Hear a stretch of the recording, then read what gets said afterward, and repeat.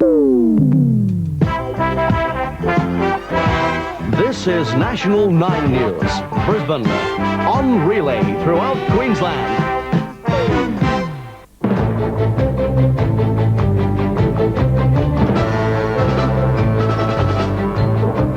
The spectacle we waited years to see, the opening of the Commonwealth Games in Brisbane. And from overseas, the Aeroflot crash in Luxembourg. This is National 9 News. Good evening, Don Seccombe and Paul Griffin in Brisbane. After years of preparation, Brisbane this afternoon staged its greatest spectacular, the opening of the Commonwealth Games at QE2 Stadium. Wind gusts up to 40 knots played havoc with the ceremony and forced the cancellation of one of the major attractions, a parachute drop by 9 skydivers. But the thousands of people who packed the stands didn't go away disappointed. At the QE2 Stadium, the day began with a sunrise, a stiff wind and a couple of dedicated early morning athletes. Around this time, the problem of getting 60,000 spectators and more than 7,000 performers plus athletes into the complex seemed insurmountable. But months and months of planning worked superbly. Traffic flowed smoothly into about 14 car parks around the stadium, directed by about 80 police on point duty. All side roads were cut off and there was little, if any, hold-ups. The gates to the QE2 Stadium opened at 11:30. A trickle of people began arriving. An hour later, that trickle had turned into a flood. Many people took the advice of the Commonwealth Games Foundation and arrived early to have a picnic lunch in the Games complex. And the police were everywhere, unobtrusively on security duty. Spectators who didn't want to bring their car caught the train to either the Sunnybank or the new Banoon railway stations. From there, buses were lined up to take them to QE2 and the opening ceremony of the Commonwealth Games. A huge capacity crowd in excess of 60,000 people packed the QE2 Sports Centre at Nathan for the colourful spectacle, as an audience estimated at more than 500 million watched the rousing ceremony on television throughout the world. As His Royal Highness Prince Philip arrived to open the Games, amidst a tumultuous welcome, strong gusty winds swept across the stadium, blowing the slouch hats off some of the military honour guard. Then a 21-gun salute sounded and Air Force jets screamed overhead. A precision display by 6,500 Brisbane schoolchildren followed. Well, Michael, for some 6 months, these 6,500 schoolchildren have worked and planned, and that's the result of their planning. They also formed a huge circle, which was to have been the target for a parachuting exhibition, which had to be cancelled because of the high winds. Somewhat ironically, in view of land rights protests, a group of Aborigines performed traditional dances. Then, time for a contemporary Australian song.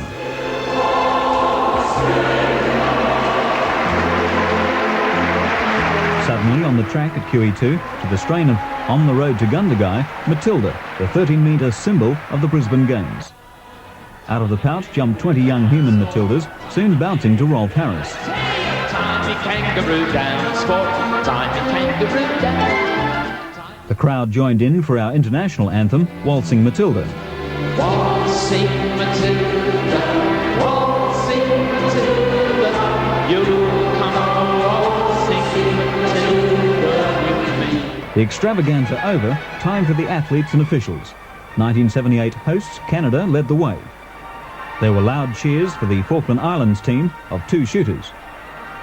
More than 40 teams later, the Australians led by Moscow silver medalist Rick Mitchell of Melbourne. Rick Mitchell, the standard bearer as the crowd here at QE2 rises to its feet to welcome the Australian team.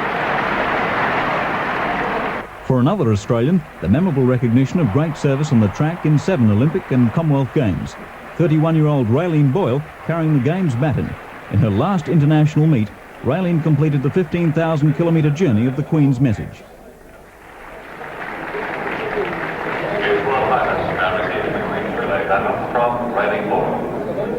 The Games provide a wonderful opportunity to cement friendships amongst people who share a common language, but who might otherwise never have met. Whether as a medalist on the rostrum or whether you fall in the first round, whether you're a member of the Federation Council or the leader of a team or simply one who works hard behind the scenes, I'm sure that all of you will enjoy to the full this special Commonwealth occasion. So at 4:20, the 12th Commonwealth Games were officially underway.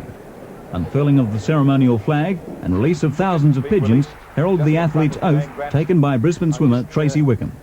We declare that we will take part in the Commonwealth Games of 1982 in the spirit of true sportsmanship, recognising the rules which govern them and desirous of participating in them for the honour of our Commonwealth and for the glory of sport. And the quest for glory starts tomorrow with the first event, bowls at 9 o'clock. John Ross, National 9 News. Shortly before the Games opening ceremony began, police arrested 28 men and 11 women when an impromptu illegal black land rights march got within 800 metres of the QE2 stadium. Police Games Commander, Superintendent Ron Redmond, claimed the march was led by southern black troublemakers and was a deliberate attempt to disrupt the Games. The arrests were made under the Traffic Act on charges of disobeying a police officer. Plans for the illegal march were formed by a group of about 40 Aboriginals out of 300 or 400 people camped at Musgrave Park. None of the formal Aboriginal committees appeared to be involved. The group travelled in a convoy of cars and a bus to Garden City Shopping Centre soon after lunch. Their plan was to march peacefully to the main Games stadium to set up a land rights picket for the remainder of the Games. When the march got underway, the numbers had swelled to about 300, including many whites. When police assembled to meet them on Kessel's Road, about 800 metres from the Games stadium, the marchers sat on the roadway in a pre-arranged plan of passive resistance. First arrests occurred when individual protesters refused police directions to disperse. The protesters then moved to the footpath where they continued chanting. Minutes later, police again moved in and more arrests followed. This is ridiculous.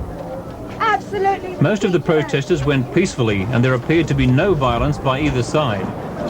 With most of their leaders locked in police wagons, the protest group straggled back towards Garden City, closely trailed by police. A spokeswoman said the group does not recognise white laws which prohibit them marching. We are marching under Aboriginal law. This is our country. We have every right to march in our own country. Individuals from the group say that despite what happened today, they will attempt further marches and pickets tomorrow and later in the Games. John Philp for National 9 News.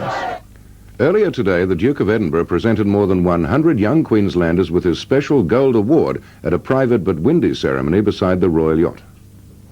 Like all royal occasions, this morning's presentation ceremony was perfectly orchestrated.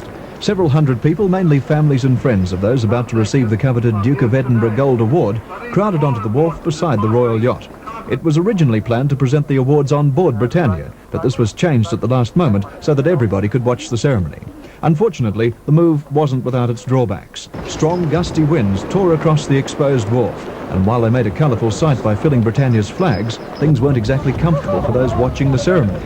One young lady even lost her hat, but it was quickly retrieved by a gallant police officer in a small boat, along with a certificate which also took to the wind. Both were handed back to their owners by a smiling officer from the Britannia.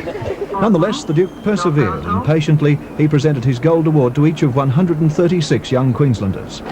The Gold Medal is awarded for excellence in one of 4 special categories: expedition, community service, hobbies and physical recreation. In Britain, awardees go to Buckingham Palace for their presentation, but here in Australia, that's obviously not possible, so it's a case of waiting until the Duke pays a visit. Some of these people, for instance, have waited several years for their presentation. The Duke is due to spend tonight in the company of the Navy at a special fleet reception at HMAS Stalwart. Then tomorrow he flies north to Mackay and on to the township of Middlemount, where he's due to officially open the new German Creek coal mine. Jason Cameron in Brisbane for National 9 News. We'll have today's report on the Chamberlain trial in a moment, and wild weather in central New South Wales.